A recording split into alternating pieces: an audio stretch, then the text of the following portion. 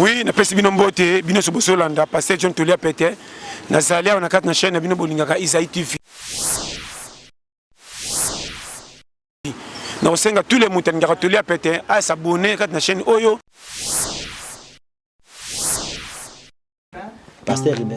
Ah, chaîne à Moussala Nzambe. Voilà. Pasteur Ribé, Pasteur Ribé. Pasteur Ribé, Isaïe TV. Abwana ema kama pesa kombo chaîne ya Bible Pasteur Ribé, tala cannabis. Sabela pepo na biso Lindana Pasteur Ribé, Isaïe TV. Abonnez-vous massivement. Abonnez-vous massivement Isaïe TV. Ya Pasteur Ribé, Mosaliak bato anza komba o. Pasteur Ribé, batela kabampate o. Pasteur Ribé, mon batele bampate anza komba o. Isaïe TV, abonnez-vous massivement.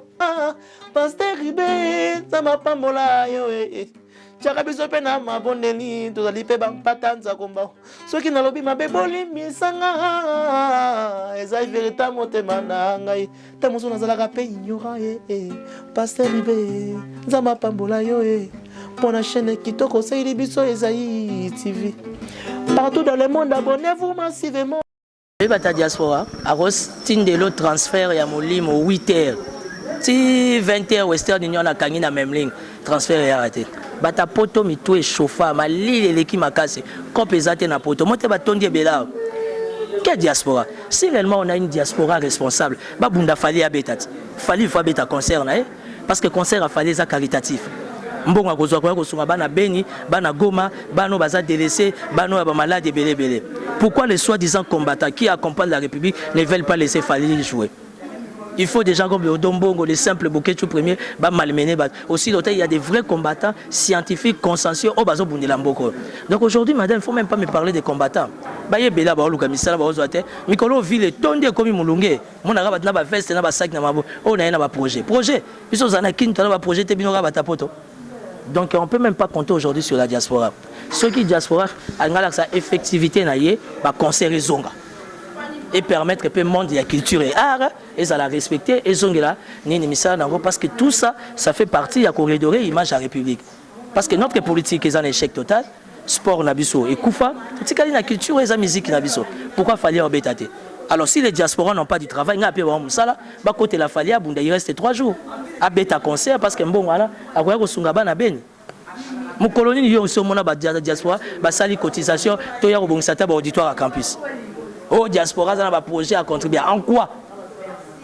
Il a fallu faire que derrière chef de l'État, bitumbaye bimana inekine pour ba réhabiliter ba bâtiment. Est-ce que inekine za na ki kosote? Je parle pas des toilettes de kikoso. Mon colonie va combattre, la plupart batanga ba na poto, batanga na inikine. O ba kosa cotisation te, cotisation dans le comité de gestion ya inikine, enfin que bacha ba étudiant wana eux à venir à lobby dans de bonnes conditions. Faut pas nous parler des combattants. Ils sont perdus, pas des repères batika biso. Nous sommes là refunga. Anera okaramutute, senes okaramutute, soko lembi poto malili ya ozo moya Kinshasa. Atondi na mwana mboka. Atondi hotel.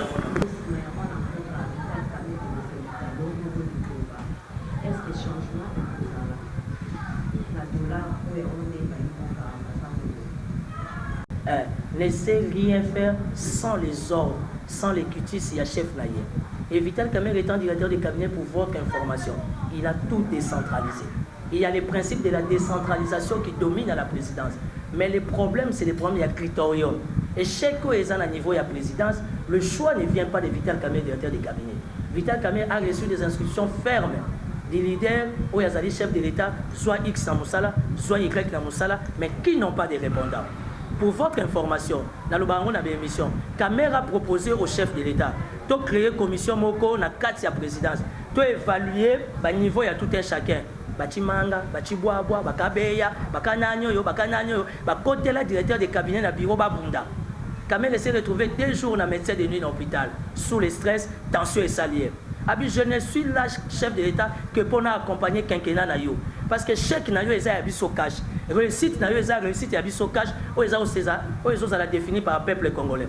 Donc le lot ma comme inflation ya dollar. Il y a 2 semaines, si je me trompe, le chef de l'État a reçu le gouverneur de la banque. tête à tête sans témoin. Directeur de cabinet Koutazaïté, il est un chef de l'État, déocratie gouverneur à banque. À tout nier. Tous en enveloppe, il y a Banque africaine de développement.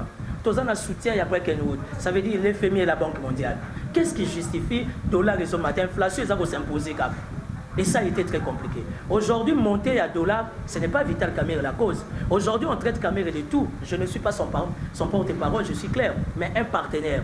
Aujourd'hui, vous parlez de 15 millions, qui jusqu'à preuve du contraire, Moutamema preuve à 15 millions à Zate. Mais vous oubliez qu'il y a la question des 200 millions. Il y a Jekami. 200 millions qui peut booster notre armée, qui peut booster notre économie, qui peut aider beaucoup de choses. Les 200 millions de dollars, on n'en parle pas. Je ne vais pas personnifier pour des points dans le combat. Mais vous connaissez un fatigué politique, mon corps, il y a FCC qui s'est permis de dire que il a touché.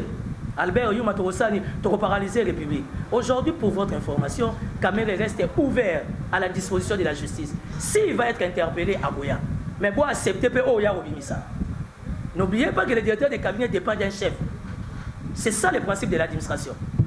Donc, Elenginango Yangwana va débat et continuer. Voilà. Vous savez, il va dans la caméra. Et qui est une année de Roland. Les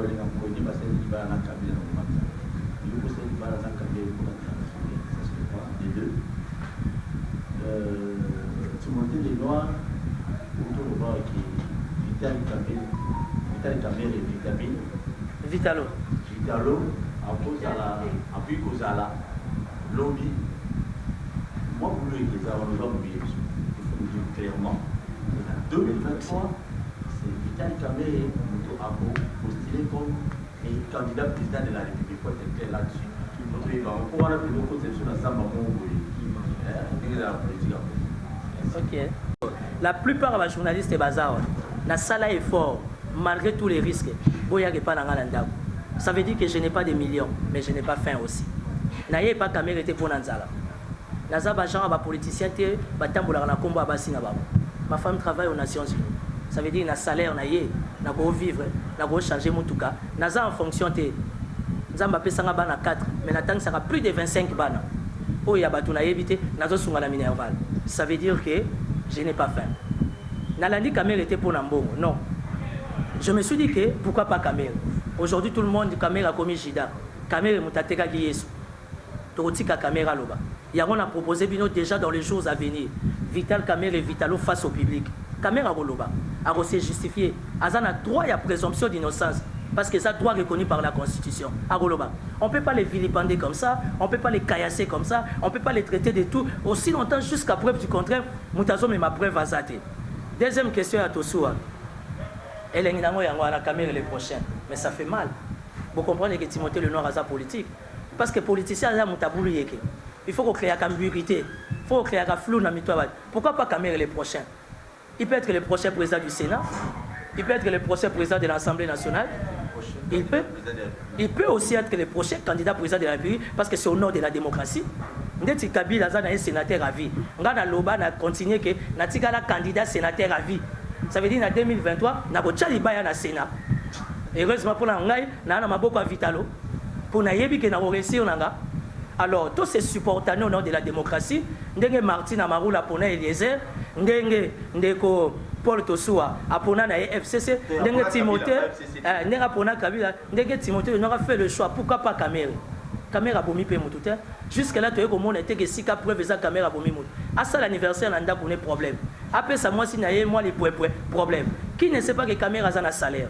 Qui ne sait pas que Kamerhe a un frais de fonctionnement, a un frais d'installation, a un prime, a un droit au tchaba dans ma condition. Donc voilà, tout supporter choix au nom de la démocratie.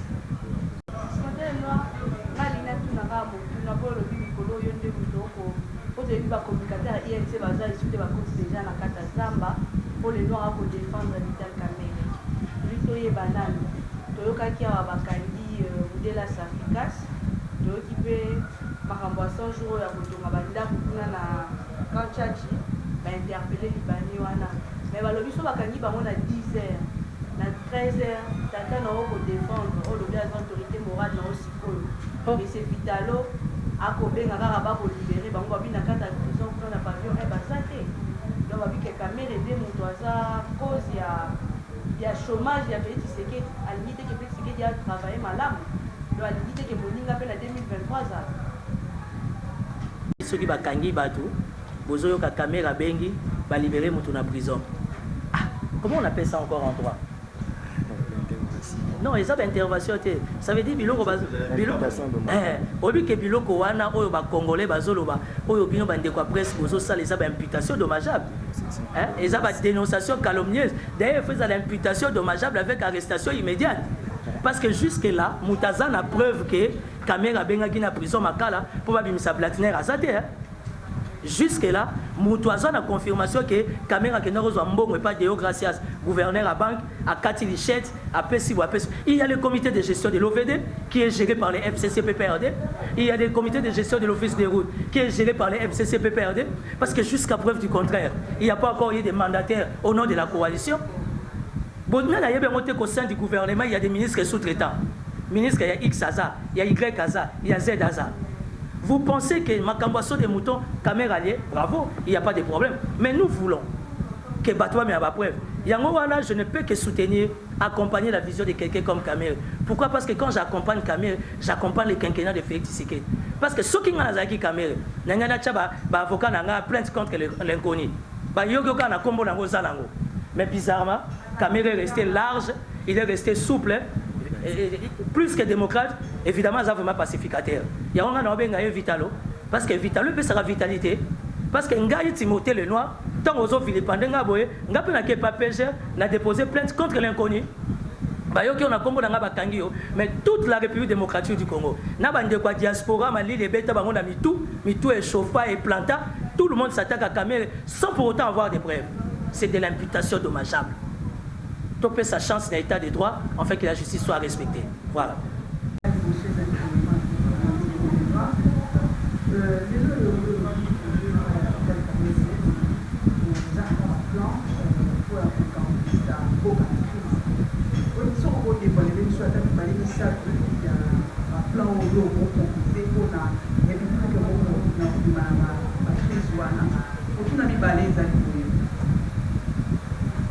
Est-ce que on va changer quand la partenaire au Cabalier au Yoga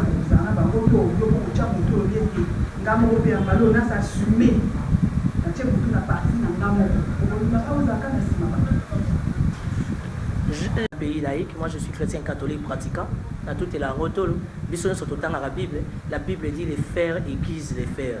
Donc les bendés et soudaraka les bendés. Jamais les bendés et souda plastique. Timothée le Noir a soutenu Sami Badibanga. Matata Ponyalogwe, Sami Badibanga côté primature. À partir de la côté primature, c'est là où j'ai compris comment fonctionne la République. Et pour moi, c'est une expérience de plus. Timothée le Noir a soutenu syndicat de Colo de Loin. N'a soutenu Rabatou, n'a soutenu Rabatou dans les cœurs. Parce que quand tu soutiens quelqu'un dans les cœurs, tu n'as pas besoin d'argent.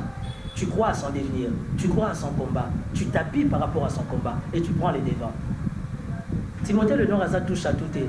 Je suis tout simplement un jeune politicien où je devais passer partout pour acquérir une certaine expérience dans un langue. Ngaï Moutouna lança ATD, il y a José Makila. Vital Kamer a créé INC 2 semaines. Avant le lancement, il y a INC Salama. Vital Kamer a Yambanga Nanda Kounaye. Et puis Nabima Mobiba. Encore une fois, Yambio, faut que Mara Mobiba. Témoin Zalaki à l'époque par Sek Naye Richi. J'ai eu 45 minutes na Vital Kamer. Jour avant Naga côté la président Kamer, il y a Edi Pe Edi Motonangenge, il est pas Yagawana Magamba Yense. J'ai été la dernière des personnes Nabima Nandakba Kamer. On a parlé, on s'est dit des choses entre père et fils et on a gardé des bonnes relations. Aujourd'hui, pourquoi je suis derrière Kamer? Parce que Naba Polo Boulati Bakomi, Vital Kamer et Vitalo faiseur de roi. Est-ce que dans l'objet Mabé, Moutasunga Kabila zo Amanda? C'est parce qu'Ayebi, Asungi Félix Tshisekedi de non, il y a combat, il y a cage, à comme président. C'est que Moutana n'est pas Nzoto. Et pas la maison dans la temps Moutana n'est pas Nzoto, faut qu'Angamanae. C'est le faiseur de roi. Timothée le Noir ne cherche pas le travail pour avoir un salaire. Moi, je cherche le pouvoir. Pendant la monde de quoi je suis capable. Je ne sais pas seulement parler, mais dans la praticabilité Nazali. Vous comprenez? Dans la praticabilité Nazali. Donc, il faut me faire comprendre les bateaux. Naba Polo n'a commis Vital Kamer et Vitalo, faiseur de roi. Tant que Moutayebi, vous reconnaîtrez à Moïba Kuninga. Félicitations à Félix Oazeko. Abi Congolais à la richesse Moko, qui m'a amabé. Kabila s'est retrouvé bloqué à la recherche de 15 personnes. Il a fallu les assises de la Cinco. C'est Kamere qui est venu débloquer la situation. Au travers les accords de l'OIA et les accords de la Saint-Sylvestre. Moi, reconnaissance, c'est ça là. Mais je suis un garçon qui s'assume. Maman yebisaki nga lobi s'assumer pour total résultat. Biso bana mama, na lobi mama. Na tangi komba mutute na bi mama. Biso bana mama. Donc naza ko s'assumer. Maman Amida boma pe mutute, maman Amida babala inde babala ba moi senior. Maman Olive, c'est une femme que je respecte beaucoup, maman Olive Lembe par rapport à ses œuvres. Heureusement maman Denise Nyaken, elle a compris qu'au lieu de faire des œuvres à l'extérieur, la charité bien ordonnée commence par soi-même. Aujourd'hui, c'est parce que l'hôtel de ville était incompétent, incohérent, la gestion de Ngobila est médiocre. Maman est moi dépendant d'un hôtel de ville, courir zate banama chombe na couveuse basani bakoufi. Il a fallu un matin ami d'Achakio Kamel animé de bonne foi au besoin finga mobile ne muyibi à sombi groupe à 80 kVA pour sauver des vies. Au nom de l'humanisme, la question n'est pas bon mais ça salaire à mobile naï. Kamel, le directeur du cabinet du chef d'État, il a un salaire. Il a des primes, Azan a frais de fonctionnement. Soyons rationnels. Le lot ami d'Achatio a sauvé ma vie dans ma maille. Bozo le bilangote. Apprenons à être humanitaire. Et le réseau de ma Congo Yangwala. J'ai fait mon choix de choisir Kamel. Par rapport à mes propositions, avec mon mouvement politique, je ne sais pas les proposer devant caméra. Tatawana Misala Mabe Azotala et Simbate. Je suis en train de rédiger un mémo avec mon bureau. On va déposer auprès du directeur du cabinet qui d'office, on va réserver une copie au chef de l'État. Ça va aider la République à décoller. Dans le Bimabé. Ça, le traitement d'information, dans le journal télévisé, il faut m'envoyer le canal le map. Donc c'est par ce monde comme une souka. Il y a un point de presse. Pardon, modérateur. S'il vous plaît, point de presse au Sali, ils avaient première saison. Point de presse au Sali, ils ont saison à Liboso. Ça veut dire que deuxième saison, ils ont. Donnez-moi 2. Si c'est trop 3 semaines, tout ça la deuxième saison. Et puis je vous fais une promesse. Non, mais la vie non vitale caméra. Pour vous tout la mituna. Pour vos exclusivités aux presse internationale à Swaki. Je vous fais un vœu au nom du partenariat. Pour soit flexibilité à papa social. Parce que les lobbies sur Internet vont négliger bino. Mais caméra a une approche pour la communication. Même sur Internet, vous êtes des journalistes. Vous méritez d'être respectés. Si ça dépendait de moi, la proposition de Zachary Bababa, chef de l'État Ngarake, parce que jusque-là, le chef de l'État sur la publicité, il n'y a pas de presse localité. Moi, je vais me battre avec mon faible poids, na solana vitalo, pour plus de vitalité, à tête à tête, na presse locale, botuna. Mais bon, il ne m'a pas battu. À suivre. Ok, merci. Donc, merci de votre sympathique attention, merci de votre présence. Et sur ce, nous vous disons merci et bon travail à tous. On s'acclame quand même. Moi, Namboka Timothée Lenoir, Tolingi, toujours impression après conférence de presse au Tibongoko. Non, impression, je suis très flatté. Nengo s'est déplacé, Boyer, je suis très ravi. Et devant caméra, je sollicite votre intervention, votre collaboration et que désormais nous marchons ensemble parce que la politique est un combat, on a besoin de tout le monde. On a besoin de tout le monde, je suis très flatté, Boyer, Esaïe TV. Donc, abonner, nous sommes dans un combat politique et le combat politique est un monde d'alliance et ça, la mara, n'a pas alliance et katanaka. Moi, je fais mon choix, j'ai préféré, malgré le traitement, les autres étaient caméras, mais moi, j'ai préféré de marcher avec lui. Et a préféré. Parce que jusque-là, il y a une preuve que la caméra est bonne. Tu comprends? Donc nous voulons que les gens soient porteurs de preuves. Le coup, le dossier est dans la justice. Laissons la justice faire son travail. Nul n'est au-dessus de la loi. C'est le directeur du cabinet du chef de l'État. Si la justice pense qu'il va être invité, il viendra. Il a une adresse. Fuite exacte. Donc c'est un peu ça. Et si c'est vrai que 15 millions il y a une à détourner qui en yo senti impression à yo. Madame, aujourd'hui, si ça avéré. Mais jusque-là, il n'y a personne où il y a mis preuve par rapport à 15 millions. Ça veut dire que vous et moi, nous sommes dans les soupçons. Et soupçons, on a malheureusement et s'imposer dans notre opinion. Aujourd'hui, tout le monde traite caméra de tout. C'est de la méchanceté. On est dans la campagne d'intoxication. Nous sommes dans un état de droit. Laissons à tout un chacun. Est-ce qu'un flagrant, c'est ça? Preuve ça là. Que Madame Boyi, à Salaki Boyi, a mérité condamnation, a mérité boulot. Mais quand vous condamnez caméra comme ça, preuve exacte, non. Justesse quand même, il faut jouer. Donc, n'ayez pas caméra dans les Lanzala, n'ayez pas caméra dans le Cambo, n'ayez pas caméra parce que c'est un faiseur de roi. On a besoin de roi. Dans le Ngapena a besoin comme roi, c'est ça la démocratie. Pourquoi Kamer est le prochain? Parce que c'est le prochain. Et les prochain à Nini. Les prochains à Nini. Déjà dans le point de presse, c'est le prochain. Hein? À cause du prochain président du Sénat, à cause du prochain président du Parlement, à cause du prochain Premier ministre. Madame, politiquement parlant, rien ne peut se faire sans Kamer. Il a assisté à la 6 à 5 ans, il a assisté à l'alternance pacifique. Donc, la minute si ce n'est que la volonté de Dieu. Donc, tout supporter présence. Et puis, n'oubliez pas que Kamer, par rapport au fonctionnement de l'administration publique, il a un chef. Son chef, c'est le chef de l'État. Ah, à la justice, à Roloba. Bon, on dit Maman Roloba. Et comme à débattre, est-ce que Okobanga te que le lot bayi diaspora ba sanza pe yo nandengo poussane pembele oui bata diaspora aros tindelo transfert ya molimo 8h ti 20h Western Union na kangi na même ligne transfert ya raté bata poto mitu e chauffa malili leki makasi compensate na poto mote batondi bela quelle diaspora si réellement on a une diaspora responsable ba bunda fali abetati fali faut beta concert na parce que concert a fallu ça caritatif. Mbongo akozwa kwa kosunga bana Beni, bana Goma, bano baza délaissés, bano ba malade belé. Pourquoi les soi-disant combattants qui accompagnent la République ne veulent pas laisser Fali jouer? Il faut des gens comme le Odombongo, les simples Boketu premier, ba malmené. Aussi, il y a des vrais combattants scientifiques, consensuels, au bazo bundelamboko. Donc aujourd'hui, madame, il ne faut même pas me parler des combattants. Baye bela ba oluka misala ba ozoate. Mikolo ville tonde komi mulunge. Mona ga batna ba veste na ba sac na mabo. O na ba projet. Projet. Biso zana kin tona ba projet te bino ga batapoto. Donc on ne peut même pas compter aujourd'hui sur la diaspora. Ceux qui diaspora, a sa effectivité va conserver zonga et permettre que le monde de la culture et art et ça la respecter et zonga parce que tout ça, ça fait partie de la corridor image de la République. Parce que notre politique est un échec total. Sport nabiso et koufa, tout la culture et la musique nabiso. Pourquoi fallait obétater? Alors si les diasporas n'ont pas du travail, il reste 3 jours. À bêta concert parce que bon voilà, à quoi sungaba na beni. Mon colonie yo so mona ba diaspora, ba sali cotisation, to ya robongisa ta ba auditoire à campus. Oh diaspora ça ba projet à contribuer en quoi? Il a fallu faire ce que derrière chef de l'État, bitumbaye bimana inekin pour ba réhabiliter ba bâtiment. Est-ce que inekin ezana ki kosote? Je parle pas des toilettes de Kikoso. Mon colonie va combattre, oh la plupart batanga ba na poto, batanga na inekin. Oh ba kosa cotisation te, cotisation dans le comité de gestion ya inekin, enfin que bacha ba étudiant wana eux ça venir à lobby dans de bonnes conditions. Faut pas nous parler des combattants. Ils sont perdus, pas des repères batika biso. Nous sommes là au fungwa.